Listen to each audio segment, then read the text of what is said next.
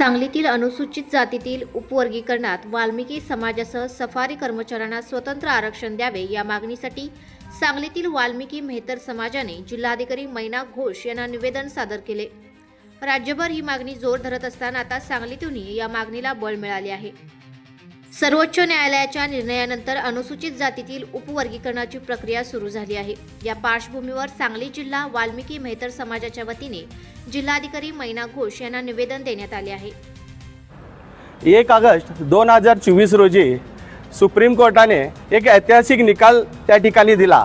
त्यामध्ये जे बाबासाहेब आंबेडकरांनी संविधानामध्ये 13% आरक्षण 59 जातीला दिला होता, त्यामध्ये उपवर्गीकरण करून जे सामाजिक उपेक्षित समाज आहे त्यांना मुख्य प्रवाहात आणण्याचा निर्णय त्यांनी शासनास आदेशित केला। त्याप्रमाणे शासनाने त्या ठिकाणी आपला निर्णय घेतला आणि एक समिती नेमली। त्या समितीचे प्रमुख आनंद बदर हे सरन्यायाधीश सेवानिवृत्त यांच्या अध्यक्षतेखाली ती समिती नेमली गेली आणि त्याचा अभ्यास करून त्यांनी तो अहवाल जो आहे तो शासनाला दिला गेलेला आहे।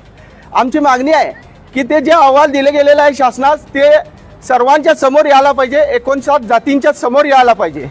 तसेच आमची जी अनेक मागणी अशी आहे की सफाई पेशेतील जो समाज आहे ज्याच्यामध्ये रुकी, मेहतर, वाल्मिकी, हलालखोर, झाडमल्ली, ढोम हेला हा समाज येतो। हा समाज वर्षानुवर्ष पिढ्यानपिढी या देशाची, या राज्याची, या तालुक्याची, या शहराची, या गावाची, या वस्त्या वाड्यांची सेवा करून समाजाची जी आरोग्याची काळजी घेतो असा हा समाज उपेक्षित आहे। अशा या समाजाला मुख्य प्रवाहात आणण्यासाठी त्या उपवर्गीकरणामध्ये त्या ठिकाणी एक विशेष जागा आम्हाला त्या ठिकाणी द्यायला पाहिजे आणि ते उपवर्गीकरणामध्ये आम्हाला चांगलं स्थान देऊन त्या ठिकाणी त्याला एक न्याय द्यायला पाहिजे।